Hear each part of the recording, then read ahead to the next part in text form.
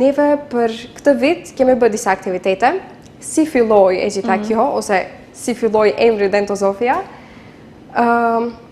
Neve jemi studentë stomatologjisë dhe siç e dini, stomatologjia është një fushë, është një degë e mjekësisë, e cila çdo ditë ka inovacione, çdo ditë ka teknika të reja, të cilat janë të avancuara dhe së bashku me to edhe ne duhet të avancohemi. Dhe duke marrë parasysh arsimimin tek ne, duke marrë parasysh edukimin tek ne, e pam të arsyeshme dhe e pam se ka një mungesë të një trupi që do t'i përmbaj ose do t'i përfshi të gjithë studentët e stomatologjisë. Pa marrë parasysh nacionalitetit, pa marrë parasysh fakulteteve apo universiteteve të maqenisë.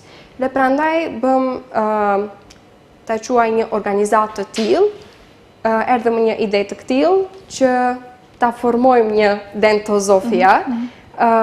Dentozofia do të thot dentos, do të thot dhëmb, dhe zofia, siç e dini, është njohuri, dije, mençuri, dhe besoj se kjo do jetë një, sikurse emri, do jetë një gjë e tillë ku do të sjell njohuri, dije të gjeneratat e reja të bashkëpunëtarëve të MRIX. Do thënë, sa ka kohë që është formuar shoqata?